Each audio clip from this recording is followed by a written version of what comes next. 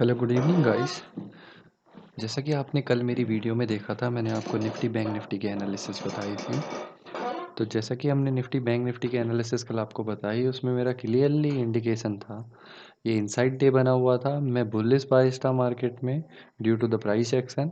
But मेरा clearly एक view था, मैंने कहा था कि अनलेस और अनटिल आज के हाईज या लोज ब्रेक नहीं होते, मैं कोई ट्रेड नहीं लूँगा। सो बेसिकली मैं बुलिश बायस था। अगर आप निफ्टी देखेंगे तो निफ्टी ने प्रीवियस डे के हाई को ब्रीच नहीं करा, जो पहला बुलिश साइन होता है, तो मेरा ट्रेड एग्जीक्यूट ही नहीं हुआ।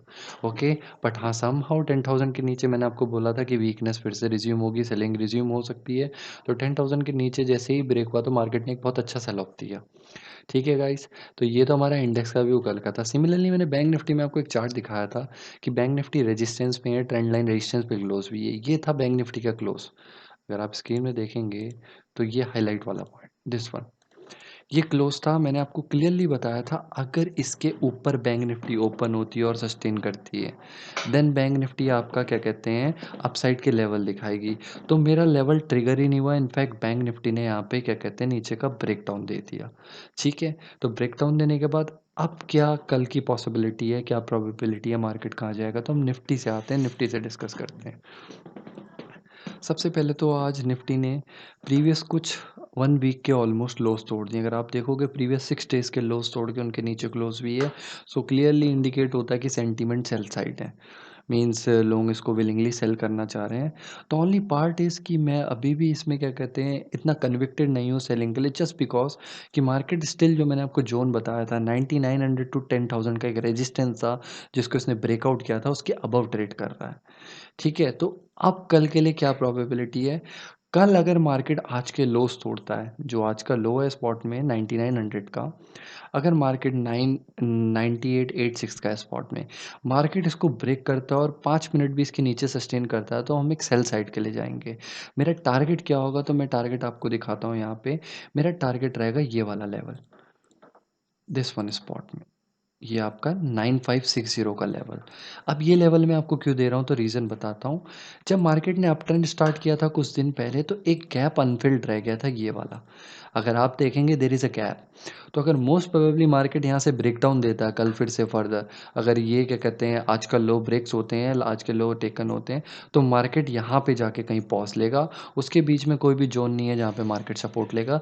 ये जोन है 9600 के नियर का। तो मार्केट इस गैप को फिल करेगा। तो निफ्टी में कल की मेरी स्ट्रैटेजी क्या होगी, दो केसेस बन सकते हैं यहाँ पे। पहला, जो पिछले 3-4 दिन से मार्केट जिसको होल्ड ले रहा था, वो वाला लेवल है आपका 10,030 का, दिस वन। अगर मार्केट इसके नियरिंग कोई भी गैप अप ओपनिंग आती है, या कोई भी राइज टूवर्ड 10,030 आता है, वो क्लियरली यहाँ पे सेल ऑन राइज की तरह ट्रीट होगा। तो इस जोन के नियर मैं इसको सेल करना पसंद करूंगा, 10,030 with the S L of 10,185 और पोजिशनल टारगेट 9,500। ये मेरा पहला व्यू है।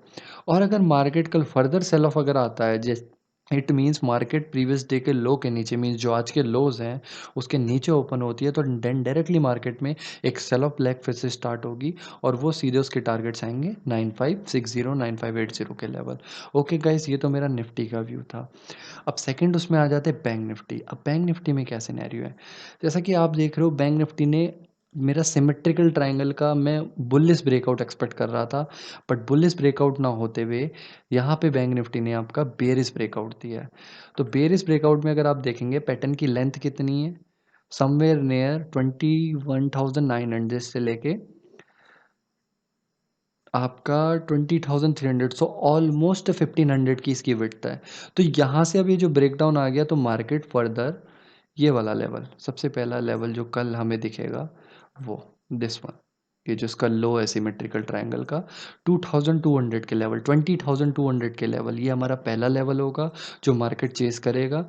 दूसरा लेवल फिर से बैंक निफ्टी में भी एक गैप अनफिल्ड रह चुका है, ये दिस वन, ये जोन मैं यहाँ पे लाइन मार्क कर देता हूँ। तो फर्दर ये वाला जोन, ये 19,500 400 के लेवल्स हैं, ये मार्केट इसको टेस्ट करेगा अगर इस जोन को ब्रेक करता है, जो लाइन मैंने यहाँ पे मेंशन की है।